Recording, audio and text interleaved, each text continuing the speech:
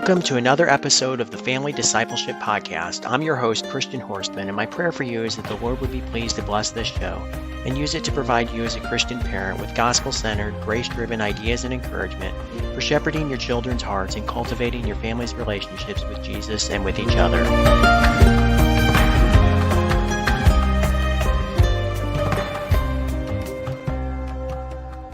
Great friends, welcome back to this episode of the Family Discipleship Podcast. Today, for our guest, I have Tonya Johnson with us. We're going to talk about organizing your life for stress-free parenting. Real quick though, if you're not familiar with Tonya, she's a homeschool mom and a former youth leader, been teaching in some capacity for over 12 years and currently serves in various mentorship programs for teen girls, teaches at a local homeschool co-op, and enjoys inviting families into her home for evenings filled with good food and exciting games. Sounds fun. It is. It's a lot of fun. Yeah, I imagine. So she believes the world is fighting for the hearts of our youth, which I totally agree with. And so we need to be fighting even harder. And you can find a bunch of her free resources on her website. And I'll have all the links to her website and social media and all that good stuff in the show notes with this episode. But for today, like I said, we're going to be talking about organizing your life for stress-free parenting. We're going to talk about some simple tips, some strategies that you can implement to help organize your life and reduce some of the common stresses of parenting. So I'm excited to hear your wisdom, Tonya, and your advice. And so let's talk about how we can create a structured but flexible approach to making our home a stress-free zone for our family. Do it. So yes. So I guess my first question is, what do you see as some of the biggest causes of stress for parents today? So I actually work one-on-one coaching with a lot of moms, and the biggest thing that I find that's a stressor is they feel like their life is chaotic, and it comes down to not having good time management skills, and then more like pinpointed would be not having a great schedule. Do you want me to elaborate a little bit on that? I don't know. Like, I know we want to keep it to like 20 to 30 minutes. Yeah. You go ahead and elaborate. Yeah. Okay, Yeah, the free let's talk a little bit more resource about that is linked below is actually going to go over some of this in a lot more detail also. So some of it I'm going to gloss by, not on purpose, but because you can get it like way more in detail on your own time to where we're not like using up all this time repeating stuff that you can get through the resource. Sure. But yeah, so a lot of moms will come to me and they always tell me the reason that they feel like they're overwhelmed and kind of their life is chaotic is because they have too much to do, too much on their plate. Now, as a homeschool mom, I understand we are like the unicorn of moms when it comes to like all the different hats that we wear. But a lot of the times what I'll do is I will have them do a time audit, which we're going to talk about, I think, a little bit more in point number 2. And 99% of the time, we find that the problem is not too much on their plate. The problem is that they don't have the systems that allow them to like use the time that they do have in the most efficient way. Now, 1%, we do the time audit and they really do have too much on their plate and you have to kind of thin it out. But majority of people tell me, I just have too much, I'm doing too much. But when it comes down to it, they really aren't doing too much. Like they have time to do everything and more that they need to do. And then time that to do the things that they want to do. They just don't have the system set in place, which is obviously what we're going to talk about a little bit today, to actually get the stuff done and not feel like they're a hamster on a wheel, which I felt for a very, very long time. It's not a fun feeling. No. It sucks, especially when you're like trying to manage a household and have kids and get dinner on the table before your husband comes home. And if you work at all, like a lot of us homeschool moms, we work from home, but we work, then it just kind of feels like you're running all day, but you never actually get anything done. And that is the feeling that I love to help moms kind of overcome and get on the other side of. Awesome. So you said point number 2. So I guess we'll move into that now. So in your experience, what is the most important first step to getting organized? I think that's what you're referring to. Yep, do a time audit. So do a time audit, and a lot of times when I say that, people are gonna ask what the heck's a time audit mean? Right. A time audit, you're literally for the next 7 days, and I've done this on my own personal life more than once because it's not a one and done, like, and then you have time management skills for the rest of your life. So you write down everything you do for the next 7 days in 15 to 30 minute windows, depending on obviously what you're doing. And what you're going to find is you're going to find things that you can iron out and get more time back. You're going to find time wasters. And this is what a lot of people think that I'm looking for. They think that I'm going to, because what I do is they'll do a time audit and then they send it to me. So when you do a time audit, partner with somebody that's already really good at time management. They're not going to look at your list and like, oh, it's fine. You know, every mom struggles with this. This is not a make me feel good activity. This is a like help me actually refine some of the systems that I have in place. So partner with somebody who's going to be honest with you, and then you be honest with yourself. If you oversleep by 3 hours for your alarm, write that on there. Don't pretend that you got up at the time you're supposed to, or don't pretend that you were productive during that time when you were sitting and scrolling social media. So what people think I'm looking for is those pockets of time where they're watching TV or just like laying on the couch doing nothing. Most moms, like, we don't have that. We're not intentionally wasting time. The things that I find are the inconsistencies. So bedtimes being scattered, every day of the week being a different time. That is something that leads to stress when it comes to your overall time management system because there's no system. Meals not being planned to where you have to run to the grocery store every day because you don't know what dinner is for the next, 3-hour window. So Right. those are the things that I'm looking for when it comes to a time audit that I can then help you put into a system and get a bunch of that time back. Awesome. Yeah. It's not just homeschool moms too. I've kind of gone through periods and seasons in my life like this too, where it's like I'm just not being very productive, at my job or, the ministries and stuff I'm doing. And it's like, yeah, I've kind of had to sit down and think like, okay, what am I doing? Because it's like, um, I think of myself as a pretty busy person, right? I don't don't usually, just sit down and don't like do nothing. But kind of like you're saying, it's just more the inefficiency and more inconsistency, of not having a set schedule or, just inconsistencies all over, and it leads to kind of a mess. So I can relate. And I think that's Yeah, when people hear like wasting time, they yeah, automatically think, oh, I don't waste time. Because again, they're not right, laying on the couch doing nothing. right. The time wasters come, like you said, with the inconsistencies and the inefficiency. You're not wasting time on purpose. It's just like a byproduct of the lack of systems, lack of schedule that's going on. hmm Right. No, I totally get it. So, staying organized with children, I can add like a whole nother layer to, just our personal life and staying organized with that. So, do you have like maybe a few do's or don'ts for staying organized, especially if you have children in your home? So I do, a lot of times when it comes to having kids, they're gonna mimic whatever mom and dad are doing. So biggest thing is gonna be model by example, like you lead by example, they're gonna follow. But I actually have an entire class on time management specifically for kids. So it's a class that a parent takes and then they implement the systems. It also has like free scheduling cards and different things. And that is something that I know I gave you to link down in the show notes. So those of you who are watching it, you can go over and get that. It would be a whole podcast on that one section, put it that way. But some of the ones that I'm just gonna kind of gloss over, a big one is don't rely on physical triggers. So meaning don't let dishes pile up, don't let laundry pile up, don't let anything pile up. Teach your kids to kind of clean as they go. And again, it starts with you. I can tell you so many times I make coffee and instead of, rinsing out we have a Nespresso machine. So our coffee, the thing that you wash out is like the milk frother.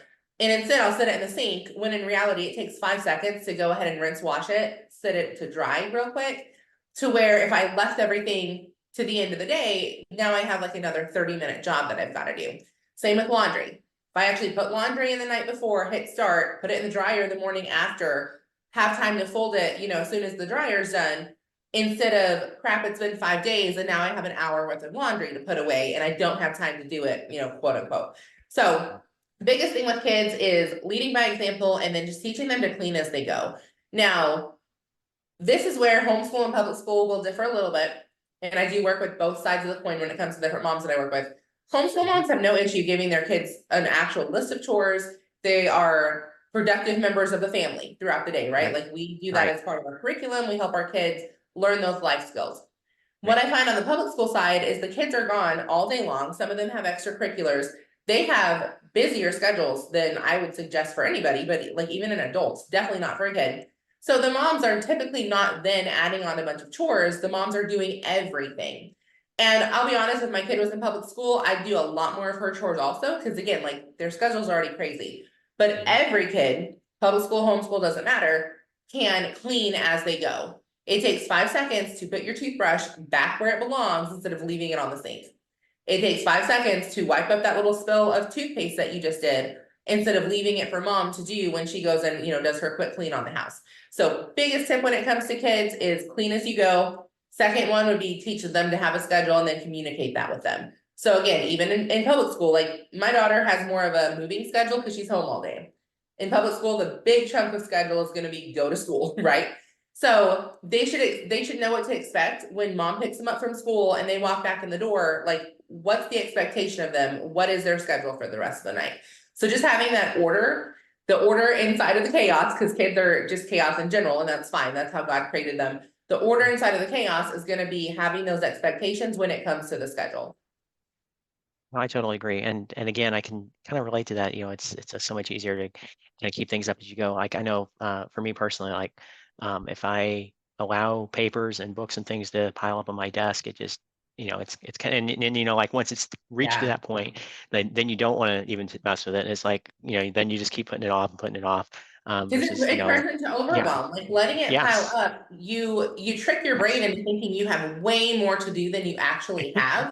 right. Where you could have nothing to do just by doing it as you go. And we all fall into the trap. So I don't want anyone watching this to be like, oh, I'm an awful person or awful mom because of XYZ. Like, give yourself grace. We all fall into that trap. We all fall into the trap of getting lazy. That's really the word for it, is lazy. There's a book called The Lazy Genius Way that actually goes in depth. It's not my book. I don't remember who wrote it. You just have to Google it. It's on Audible. It's on all the different platforms. That she goes into detail about like the science behind cleaning as you go, and like gives a lot of really good tips. One of which, and we all know this, how many of us do it? I don't know. As soon as you get out of bed, make your bed instead of like having that as a chore for the morning.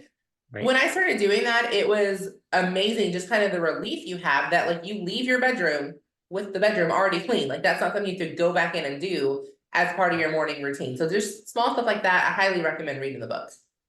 Okay, awesome. Yeah, maybe I'll go look it up myself. It's good. So, I've read it twice at yeah, this point. I'm probably going to read okay, it a third time.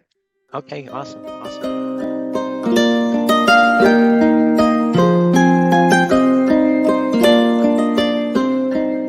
Is raising children with a vibrant Christian faith one of your biggest concerns as a parent? In today's secular culture, it can feel like an uphill battle to instill strong biblical values in our sons and daughters. You're not alone in this struggle. As Christian parents, we all want our families to thrive and be a light for Christ. But sometimes we need guidance and support to build up that vibrant home life we desire. That's why I'm excited to share with you an incredible online event, the Spring 2024 Vibrant Home Life Summit. This 5-day virtual conference features over 30 Christian speakers, pastors, authors, and parents, including Brooke Wayne, Rob Reinau, Sam Sorbo, and others. These voices will encourage, inspire, and equip you with practical biblical wisdom, from nurturing family relationships to raising confident Christian adults to impacting the culture for Jesus. This conference covers it all. It's an amazing opportunity to breathe new life into your family's walk with the Lord. Visit familydiscipleshippodcast.com/vibrant for more details. Together, let's renew a passion for building a home that glorifies God.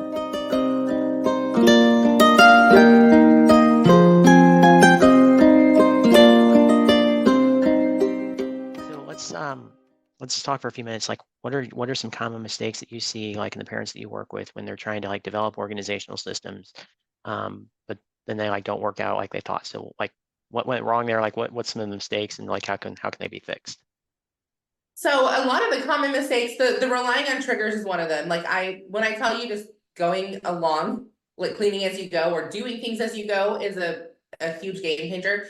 But when you have a bad day or two after you implement a system, the biggest mistake I see is you have a bad day or two, so you completely throw it out the window. There's lots of science behind it takes 21 days to do this, it takes 60 days. I don't know what the window is. I tell everybody, give yourself 30 to 60 days of doing something consistently before you decide if it works for you or not.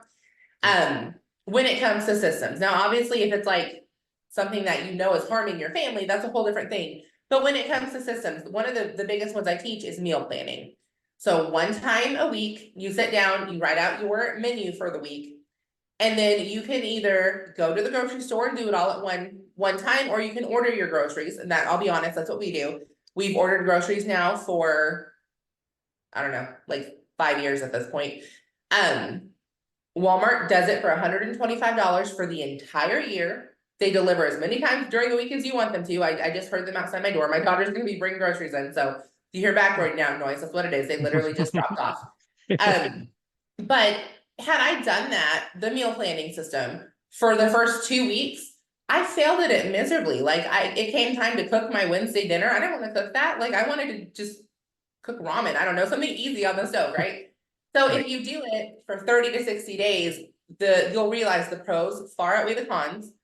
And it's kind of like when you're working out. You know how you work out, you start really small, you have to build the muscle, you get really sore, you don't want to go back to the gym. So just using meal planning as an example, it's the same thing. Like you're not going to want to cook the meals every night. You're going to want to go hit the drive-through. And if you want to plan, like this day we're going to hit a drive-through, I'm not opposed to that. But I know a lot of families, finances are one thing they focus on. Where does a lot of them money go? Eating out. Every one of us fall into that trap. So meal planning takes kind of like the pressure off, but it also saves a whole lot of time. Because again, going back to the number one things that I hear moms talk about is multiple trips to the grocery store. Even if you get in and out of the store and back home in an hour, and I don't know what your experience is, I don't know how much grocery shopping you do or if your wife does most of it, but it rarely takes an hour to get your kids in and out and actually get home. It usually takes more than that. So we'll just be conservative, we'll say an hour. And you do that even 3 times a week, that's 3 hours a week that you could get back to doing something that you want to do. So that's not really a, I guess, mistake I see people make. The mistake is you give up on it too easy. But one of the don'ts of time management is the multiple trips to the store and not planning your meals. The other don't was like the physical triggers that I talked about. And then electronic reminders is another huge one. Moms think that they're going to set like alarms on their phones and that's going to magically like make the laundry get done and the dishes put away.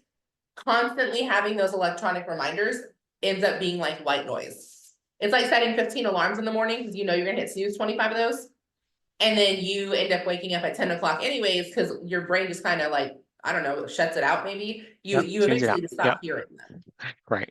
So the electronic reminders would be another big mistake that's kind of a popular trend right now when it comes to time management is setting all the reminders on your phone. But eventually your brain just kind of turns them off. Same with, this is not a trend really anymore. I think it was before the electronic reminders, but post-it notes was a big one at one point. People set post-it notes all over their house. Reminder to do this, reminder to do this. One, it just makes your brain kind of chaotic. It's sensory overload at some point. But 2, it turns into white noise because you're seeing them all over your house. Not only is it like clutter everywhere, but you're just seeing all these notes and your brain just starts ignoring them. So that's, I guess, a lot more than one mistake, but those are the big ones. It's kind of like you're following certain trends and using some of the more popular methods, but they don't actually work. Right. Right. No, awesome. Thank you for sharing that. So we've talked about, some of the biggest causes of stress. We've talked about some of the, major important steps to getting organized, some do's and don'ts and common mistakes. So Tonya, can you walk us through, I think you have like 3 steps that you recommend for staying on task as a parent. Like how do you stay on top of things? I do. Let me find that because I know you sent me that. Oh, actually, okay.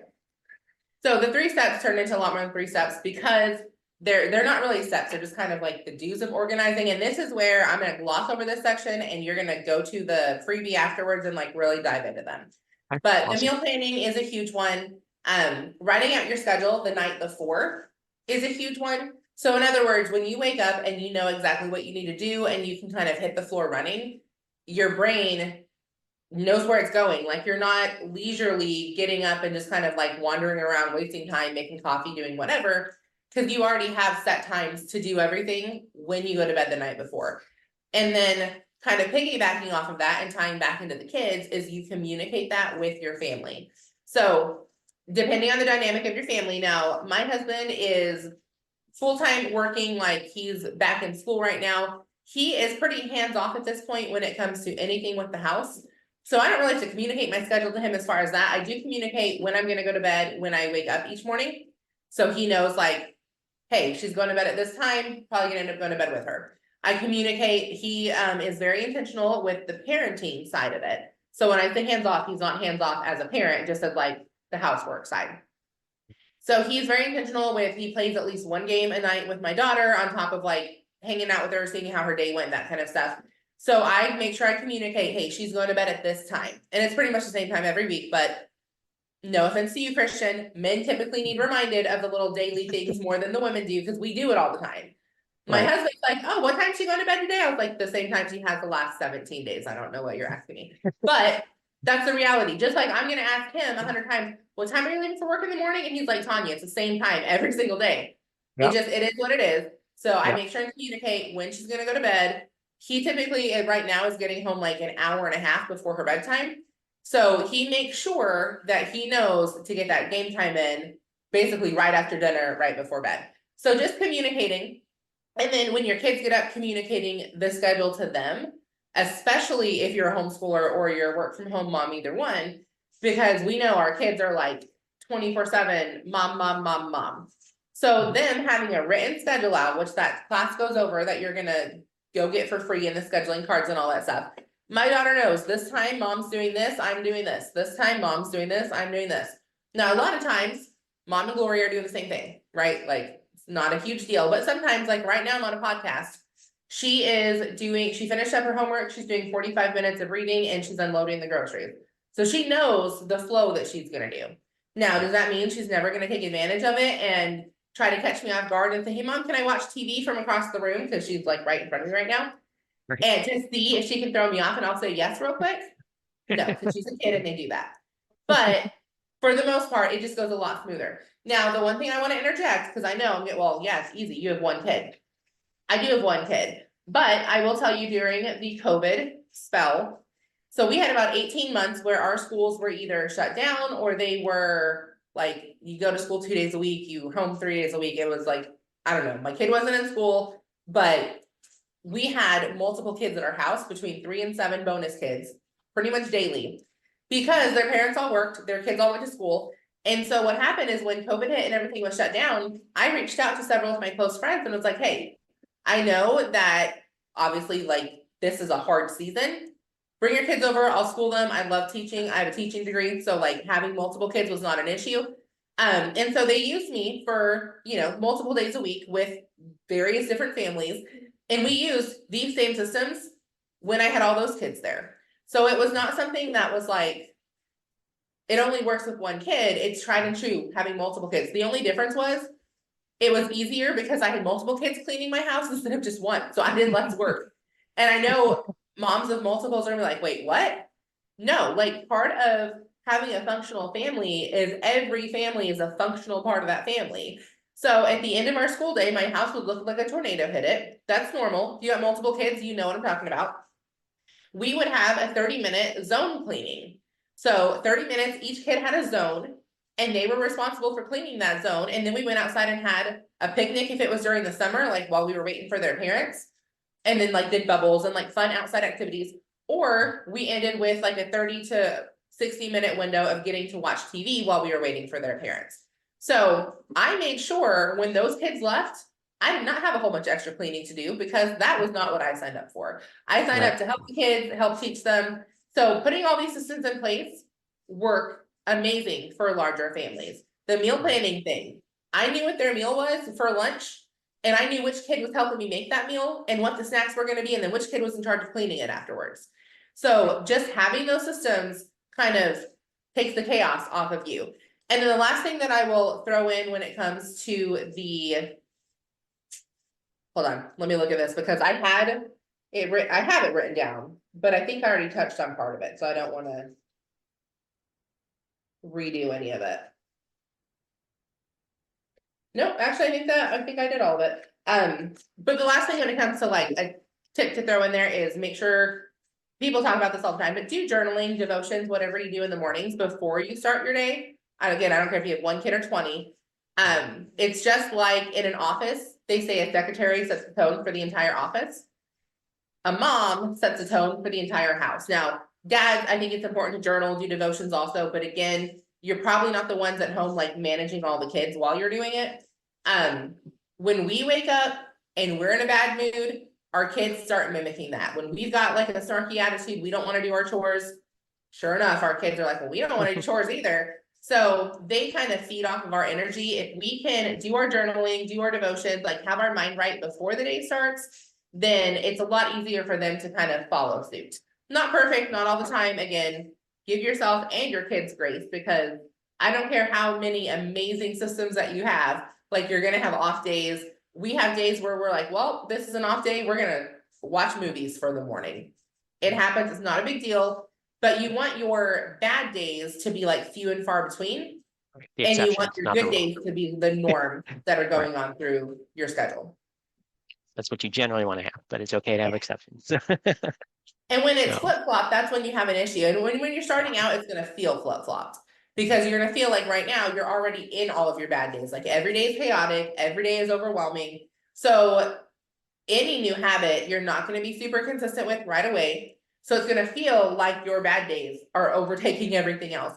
But eventually it'll even out, and then it'll be to where your good days are the majority and your bad days are the minority. But you, again, that's where we talked about the biggest downfall is not being persistent, like giving up too easily. It's sometimes, and I'm sure you've heard this in business, Christian, it sometimes gets better before it gets worse. Implementing anything new, it's gonna get better before it gets worse, and you just gotta kind of like make sure that you trust the process and you keep at it. no, totally agree. Hey, thank you for sharing that. So, Absolutely. yeah, we're almost out of time. But before we wrap up, you've mentioned the freebies and stuff. Like I said, we're gonna have all that linked in the show notes. But can you just, kind of give us one more brief word about that, like, what people can expect to find, and then, like I said, I'll have the links in the episode description. Yeah, so there's a time management class for kids down there, and this is where the parent's gonna take the class. It's a mini course class. I don't really care what you call it. It's a training, I guess. Yeah. But it walks through how to help kids get on a schedule from the age of like 2 years. People look at me like I'm crazy. Watch the episode. I promise you it's gonna make sense.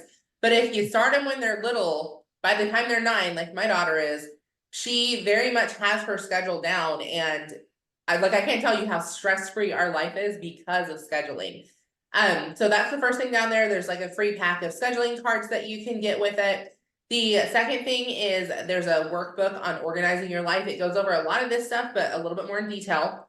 There's actually a self-guided quiz that you can take to show you how organized or unorganized you are and like what areas you need to work on. I really like that one because it pinpoints like what I need to fix. And then I'm gonna throw you actually another link to throw down there as soon as we're done, because I didn't do this, but there's a class on how to journal as well. So if you saw that little excerpt and you're like, I don't know what that means, there's a journaling pack that you can download for free. There's just a whole bunch of resources on how to have that morning time and have it like bleed over into your family to where your family is running with a good attitude consistently. Awesome. Thank you very much. And like I said, I'll have all the links for that. So to our listeners, please go check that out, and feel free to avail yourself of that. So thank you for sharing that with us, Tonya. So real Definitely. quick, as we wap up, so like, I don't know, 90 seconds or less, what's one final word of encouragement or inspiration you have for us, Tonya? Honestly, I said it multiple times during the podcast. Give yourself grace. You're never going to be perfect. Listeners don't know this. This is the second time we've scheduled this. The first time I almost slept. My husband was on third shift. Yeah. I thought I could stay up late and be productive and still get up, and it did not work because it doesn't ever work. So go to bed early, get up early. That's like the Bible of time management. Go to bed, get up. Yeah, for sure, for sure. So yeah, well, thank you very much, Tonya. I've learned some inspiring things myself. Kind of like you said, it's not just for homeschool moms. I know that was primarily who you're talking to, but I feel That's for blessed and everybody. inspired. Yeah, I feel inspired by it as well. So thank you again for your time today, and we'll definitely have you back on our show again sometime soon. And to all our listeners, thank you for tuning in today, and we hope you'll be able to join us again next time. Have a wonderful, blessed day.